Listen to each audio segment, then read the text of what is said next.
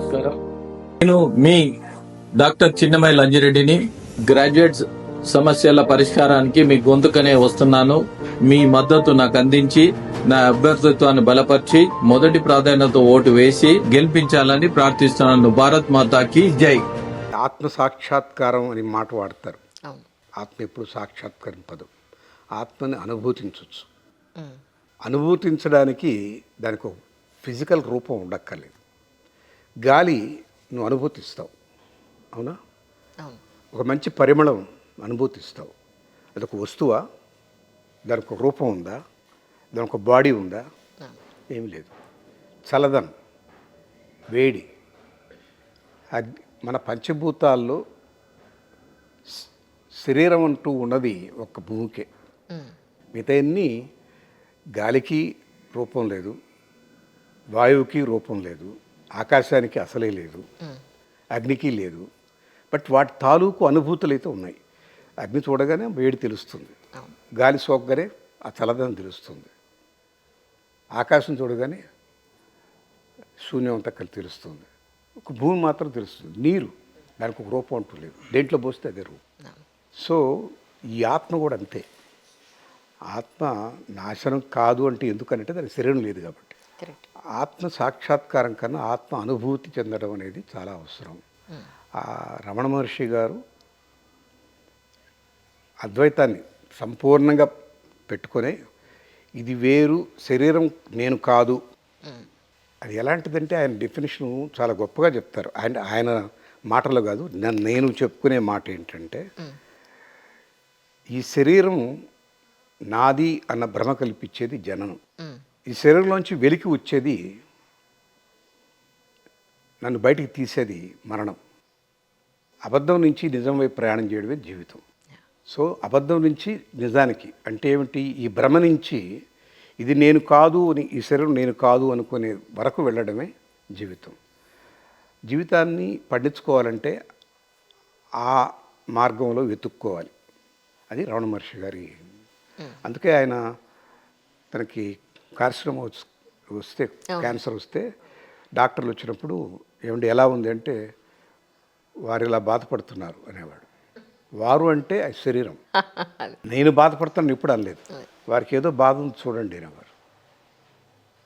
ఆయన వేరుగా చూసుకున్నాడు. సరే, శరీరాన్ని ఆత్మని ఆ స్థితికి నేను ఇవాళ రాగలనని నేను అనుకోవటం లేదు. బట్ అది మార్గం కదా అని సాధకుడుగా దాంట్లో ప్రవేశించా. ఎన్ని జన్మలు పడుతుందో తెలియదు. గత జన్మలో ఏమైనా క్రెడిట్ బ్యాలెన్స్ ఉంటే ఈ జన్మలో జరగవచ్చు, తెలియదు. ఏది తెలియకపోవడమే సాధకుడికి ఉన్నటువంటి ఒకానొక సందర్భం అనుకోండి, సంశయం అనుకోండి, సమస్య అనుకోండి. అది తెలిసిపోతే దానికోసంగా దానికి ఏదో వర్కౌట్ చేస్తాడు. అది ఎప్పుడు వస్తుందో తెలియదు, ఎంతకాలంకి వస్తుందో తెలియదు, వస్తుందో లేదో తెలియదు, రాదేమో తెలియదు. అన్వేషకుడు, సాధకుడు ఎప్పుడు అన్వేషకుడుగానే ఉంటాడు. నేను ఆ స్థితిలో ఉన్నా ఇప్పుడు. అవి చదువుతున్నాను ఎక్కువగా. ఇంకొక మంచి పుస్తకం యోగ వాసిష్టం అని ఉంది. అంటే రాముడికి వశిష్ఠ మహర్షికి జరిగినటువంటి సంభాషణ. అది కూడా వాల్మీకి మహర్షి రాశారు. వాల్మీకి మహర్షి 24,000 శ్లోకాలతో అద్భుతమైన కావ్యం రామాయణం రాశారు. అది కేవలం 24,000 శ్లోకాలే. 32,000 శ్లోకాలతో యోగ వాసిష్టం కూడా రాశారు. అది రాముడికి వశిష్ఠుడికి మధ్య జరిగిన చర్చ. అనేక విషయాలు, సందేహాలు రాముడు అడుగుతాడు, వశిష్ఠుడు సమాధానం చెప్తాడు. అక్కడ రాముడు అడగడం కాదు, వశిష్ఠుడు చెప్పడం కాదు, మనకు వాల్మీకి మహర్షి అందించిన జ్ఞానం అనేక విషయాల మీద. మన నిత్య దైనందిక జీవితంలో వచ్చే అనేక అనుమానాలకి అది సమాధానం. 32,000 శ్లోకాలు సమాధానం. దీపం ఎందుకు పెట్టాలి, బొట్టు ఎందుకు పెట్టుకోవాలి, ఇలాంటి అనేక విషయాల మీద. ధర్మం అంటే ఎలా డిఫైన్ చేస్తావు, ధర్మ సూక్ష్మం ఏమిటి, ధర్మం ఏమిటి,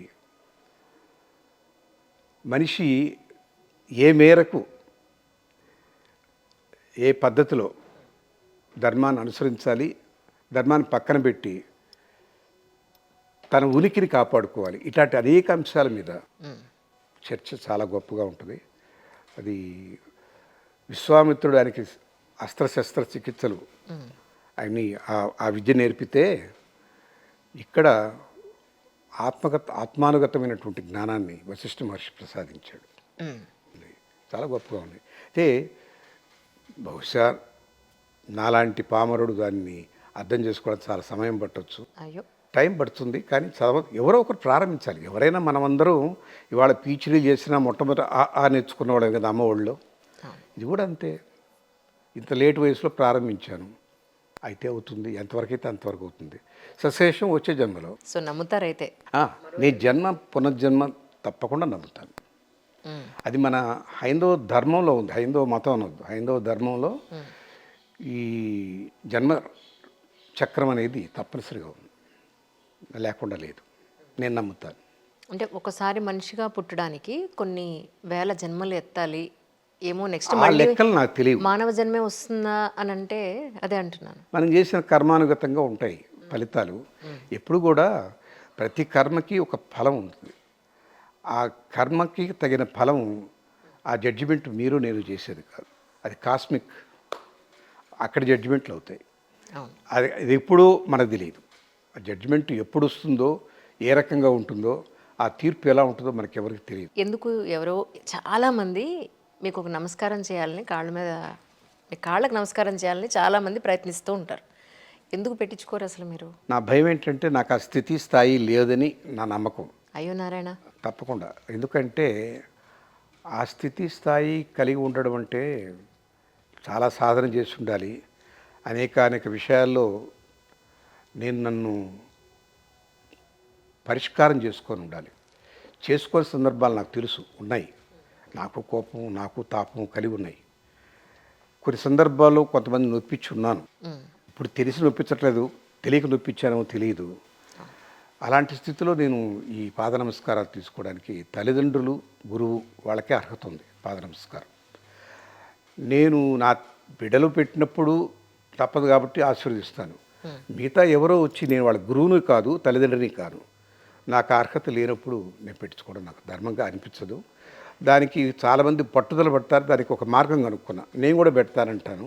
దాంతో భయపడి దూరంగా వెళ్తారు. ఆ రోజు అవార్డ్ ఫంక్షన్కి ఆయన ఎవరో కాళ్ళ మీద పెడితే మీరు కూడా పాద నమస్కారం చేసి, అది నేను ఇన్స్టాగ్రామ్లో పోస్ట్ చేశాను. సహజంగా నేను పెడతాను. నేను పోస్ట్ చేశాను, ఇన్స్టాగ్రామ్లో నేను పోస్ట్ చేశాను, మీకు చూపిస్తాను. ఇన్స్టాగ్రామ్ అంటే ఏంటో నాకు తెలియదు.